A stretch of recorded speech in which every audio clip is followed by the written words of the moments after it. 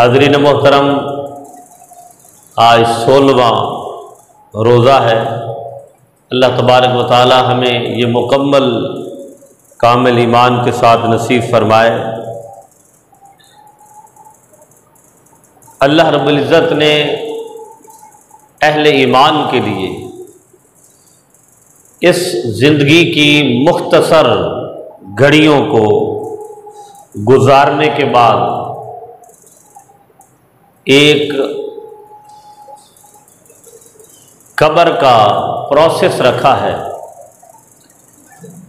اور وہ حق اور برحق ہے۔ اللہ رب العزت نے بندہ مومن کو، کلمہ گو کو، مسلمان کو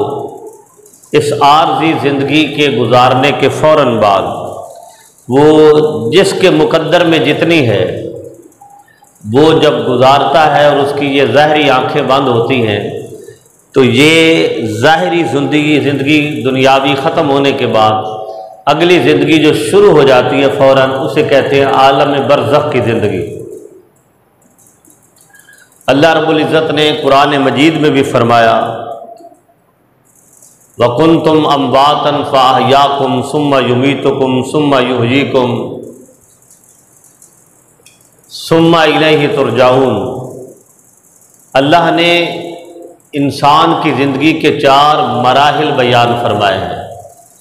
سب سے پہلا مرحلہ عالم ارواح کا ہے، اور عالم ارواح سے دوسرا مرحلہ جو ہے وہ ماں کے پیٹ میں آنے کا ہے۔ رحم مادر میں انسان کی زندگی کا ایک عرصہ ہے جو ایک مختصر عرصے کے بعد اللہ کے حکم سے انسان اس زمین پر اپنے وجود کے ساتھ آتا ہے۔ یہ تیسری زندگی ہے، اور چوتھی زندگی جو ہے وہ ہے قبر کی، اور پھر ثم یردون الی عالم الغیب والشہادہ، پھر بروز حشر اللہ کی بارگاہ میں حاضری کی زندگی کا مرحلہ ہے۔ انسان کی دنیاوی زندگی گزارنے کے بعد عالم برزخ یعنی قبر کی جو زندگی ہے وہ تیسرا مرحلہ ہے، اور قبر کی زندگی کو برزخ کہا گیا ہے۔ احادیث میں برزخ پردے کو کہتے ہیں۔ اب آپ یہ دیکھیے کہ مرنے والے اس دنیا سے چلے گئے، وفات پا گئے، اپنی زندگی کا جو ایک ٹینور ہوتا ہے، وقت ہے، وہ گزار کے بندہ قبر میں چلا جاتا ہے۔ اس لیے کہتے ہیں کہ فلاں شخص کی وفات ہوگی۔ وفات کا مطلب ہے وفا یفی سے پورا کرنا، کہ فلاں شخص کی زندگی کے اتنے دن تھے وہ پورے کر کے چلا گیا۔ یا ہم لفظ بولتے ہیں انتقال۔ انتقال کا مطلب ہے کہ اس دنیا سے اگلی دائمی دنیا کی طرف بندہ منتقل ہو گیا ہے۔ اور لفظ مر گیا کا لفظ جو ہے اس کا مطلب یہ ہے کہ اس کی زندگی بھی، وہ لفظ بھی اس معنی میں استعمال ہوتا ہے کہ اس کی زندگی یہ جو عارضی تھی، ظاہری تھی، یہ ختم ہو گئی۔ اور جو محبوب اللہ کے ہوتے ہیں، اللہ کے محبوب بندے نیک، ان کے لیے لفظ وصال استعمال ہوتا ہے کہ فلاں کا وصال ہو گیا ہے۔ اور وصال کا لفظ اس لیے استعمال کیا جاتا ہے کہ وصال وصل سے ہے، کہ اللہ کا یہ محبوب بندہ جو رب کی دیدار کے لیے، زیارت کے لیے تڑپتا رہا، اس کی یاد میں اپنی زندگی گزارتا رہا، اب وہ رب کی ملاقات کے لیے اس دنیا کو چھوڑ کے جا رہا ہے۔ تو برادران محترم، قبر ایک برزخ ہے، ایک دیوار ہے جو ہم نہیں جانتے۔ حضور علیہ السلام نے ارشاد فرمایا کہ اگر قبر کے احوال ایک ناخن کے برابر بھی دنیا پر عیاں کر دیے جائیں تو دنیا پر ویسے ہی قیامت آ جائے۔ عالم برزخ کے احوال کیا ہے، لیکن وہ حق اور برحق ہے۔ اور حضور علیہ السلام نے ارشاد فرمایا کہ من ماتا قد قامت لہ ساعتن، جو جس کا انتقال ہو گیا، مر گیا، اس کے لیے قیامت شروع ہو جاتی ہے۔ اور فرمایا قبر قیامت کی منازل میں سب سے پہلی منزل ہے، جو اس میں کامیاب ہو گیا اللہ اسے آخرت کے دن بھی کامیابی عطا فرما دے گا۔ تو سب سے پہلے تو قبر ہے، مجھ سمیت ہم سب میں کسی لمحے ایک آنن فانن جو ہے انسان کی زندگی ختم ہوتی ہے اور اگلا مرحلہ شروع ہو جاتا ہے۔ تو برادران محترم، اللہ رب العزت کی بارگاہ سے یہ دعا کرتے رہنا چاہیے کہ اللہ تبارک و تعالی ہم میں سے جس کو بھی اس مرحلے سے گزارے کامیابی سے گزارے۔ آقا علیہ الصلوۃ والسلام نے فرمایا کہ قبر جو ہے جنت کے باغوں میں سے ایک باغ ہے اور دوزخ کے گڑھوں میں سے ایک گڑھا ہے۔ اب جو اللہ کی مرضی کے مطابق زندگی گزار کے جاتا ہے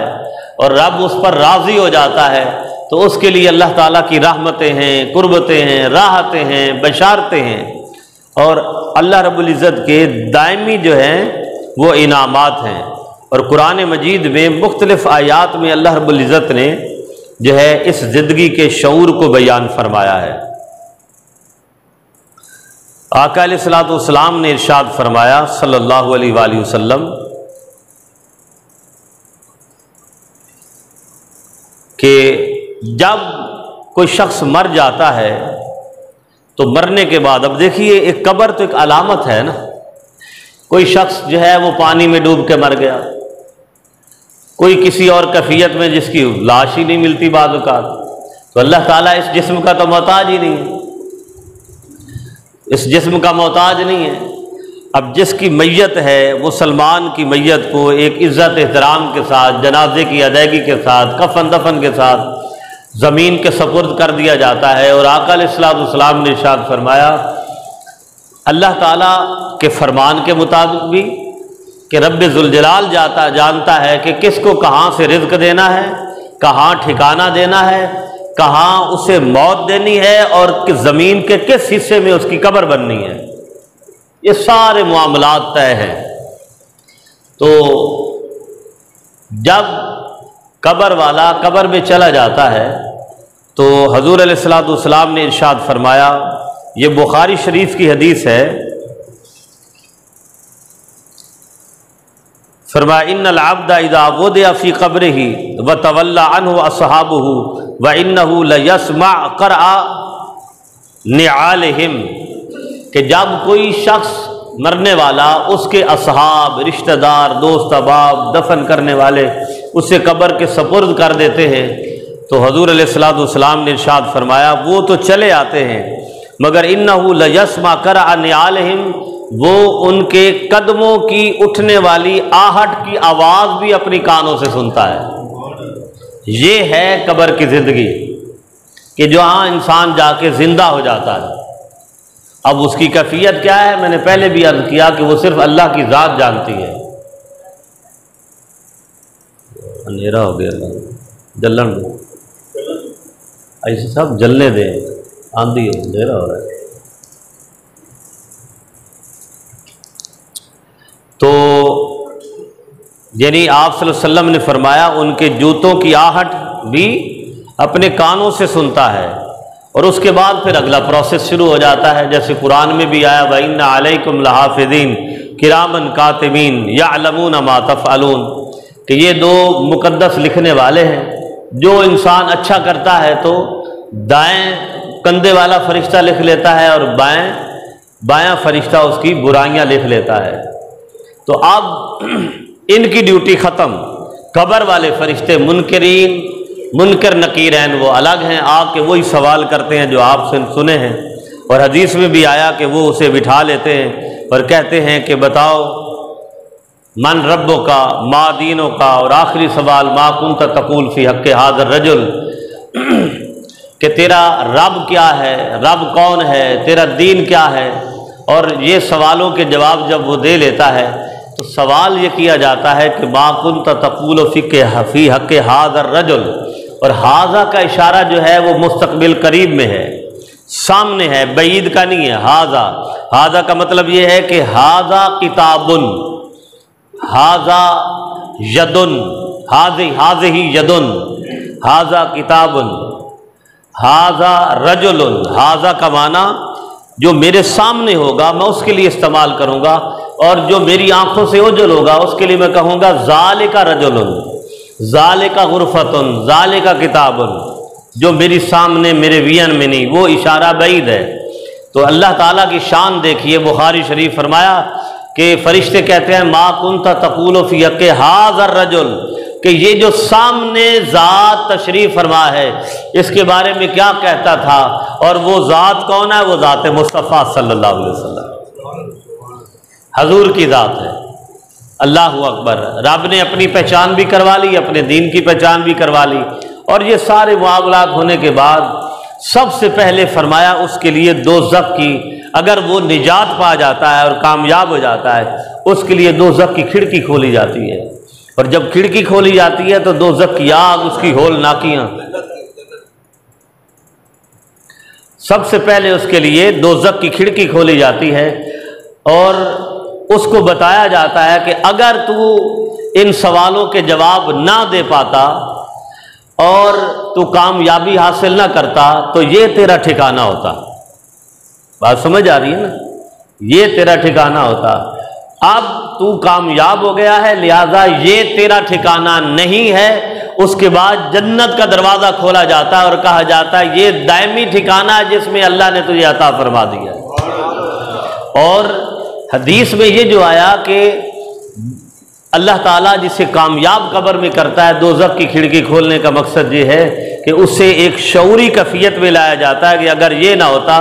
تو یہ اندوہناک ٹھکانہ تیرا بنا دیا جاتا۔ اور اسی طرح اس کے اپوزٹ جب کوئی دوزخی بنتا ہے تو اس کے لیے سب سے پہلے حدیث میں آیا جنت کا دروازہ کھولا جاتا ہے، اور اسے کہا جاتا ہے کہ اگر تو نجات پا جاتا تو تیرا یہ ٹھکانہ ہوتا، یہ جنت ہوتا، اور جنت سے خوشبوئیں آ رہی ہوتی ہیں، اللہ تعالیٰ کی رحمتیں آ رہی ہوتی ہیں، جنت سے ٹھنڈی ہوائیں آبشاریں چل رہی ہوتی ہیں، اور وہ اس وقت ہے ہاتھا کہتا ہے کہ کاش میں بھی نجی اور ناجی ہوتا، کامیاب ہوتا اور اللہ کی اس جنت کا نظارہ دیکھتا۔ تو برادران محترم، بات یہ ہے کہ آج لے ان کی پناہ، آج مدد مانگ ان سے۔ بات تو یہ ہے کہ آج بالغیب ماننے کی ضرورت ہے، آج بالغیب ماننے کی ضرورت ہے کہ جب ہم اندیکھے اللہ کو مانیں گے، اس کی اطاعت گزاری کریں گے تو رب اپنی ابدی اور دائمی نعمتوں سے ہمیں سرفراز فرمائے گا۔ اگر نہیں تو پھر یہ چیزیں تو برحق ہیں۔ دیکھ کے جب دیکھ لیں گے تو پھر اس وقت کوئی بس نہیں چلے گا، اس وقت کسی قسم کی مہلت قطعی طور پر نہیں ملے گی۔ اللہ اکبر۔ پھر حضور علیہ الصلوۃ والسلام نے ارشاد فرمایا کہ پھر مرنے والے کو صبح شام جو اس کا ٹھکانہ اللہ کی طرف سے بن جاتا ہے، اگر وہ جنتی ہے تو جنت، اور اگر وہ دوزخی ہے تو دوزخ۔ صبح شام، پھر صبح بھی اور شام کو بھی۔ جنتی کو کے لیے صبح جنت کا دروازہ کھولا جاتا ہے اور شام کو بھی کھولا جاتا ہے، اور اسے اپنا جنت کے اندر جو محل ہے، جو ٹھکانہ ہے، وہ تو دیکھے نا بروز حشر ملنا ہے نا، بروز حشر، لیکن اسے یہ بتا دیا جاتا ہے کہ یہ تیرا ٹھکانہ ہے، اللہ تو اس سے راضی ہو گیا ہے۔ صبح شام جنت کا دروازہ کھول کے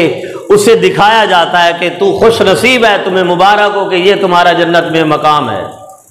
اور توبہ نعوذ باللہ اگر دوزخی ہوتا ہے تو صبح شام اس کے لیے دوزخ کا دروازہ کھولا جاتا ہے اور بتایا جاتا ہے کہ دوزخ میں یہ تیرا مقام ہے، دوزخ میں یہ تیرا مقام ہے۔ اور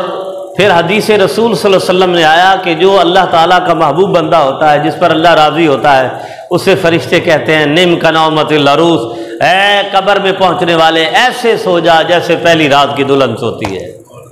اللہ اکبر۔ تو اب یہ مختلف مقامات ہیں۔ اب شہداء کے بارے میں آیا، حضور علیہ الصلوۃ والسلام نے فرمایا کہ جو شہداء ہیں، شہداء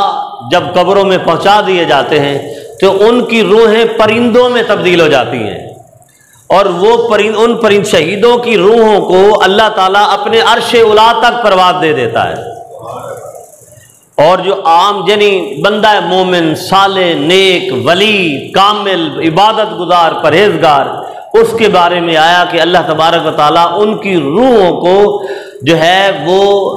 अल्लाह रब्बुल इज़्ज़त माला आला तक परवाज़ देता है, जहाँ फरिश्ते रहते हैं। और शहीदों की रूहें आका सल्लल्लाहु अलैहि वसल्लम ने फरमाया रब के अर्श के पाए जो फरिश्ते पकड़ के खड़े हैं उन फरिश्तों तक अल्लाह ताला शहीदों की रूहों को परिंदों की शक्ल में पहुंचा देता है। अब आप ये देखिए कि अगर कब्र की कंसेप्शन ना हो, एक कब्र की जो आलम बरज़ख की ज़िंदगी के अहवाल हैं,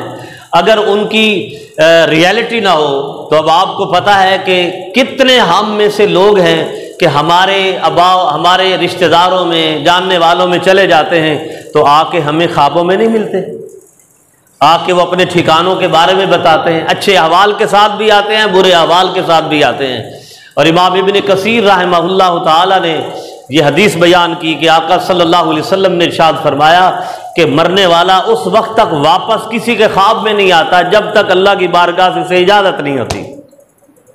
जब तक उसे इजाज़त यानी उससे भी इजाज़त मिलती है और वो अपने अहवाल बयान करने के लिए अपने पिछलों के पास आता है,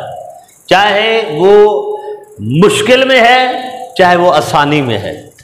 अगर आसानी में है तो अल्लाह ने जो उसे वहाँ नेमतें दी हैं, जो अल्लाह ने वहाँ मकामात दिए हैं, वो बयान करने के लिए अल्लाह से इजाज़त चाहता है कि या अल्लाह तू मुझे इजाज़त दे और जो तूने मुझे अता फरमाया है या अल्लाह मैं अपने पिछलों को भी बता के आऊँ ताकि उनको भी पता चले कि अगर नेक अमल करेंगे तो अल्लाह ये नेमतें अता फरमाएगा। तो बिरादरान मोहतरम, इल्लल्लज़ीना आमनू व आमिलुस्सालिहात फलहुम अज्रुन गैरु ममनून, नेक अमल हैं, नेक जो हैं वो नेकियां हैं तो उनका अज्र अल्लाह ने ज़रूर अता फरमाना है। और सबसे पहला अज्र कब्र का है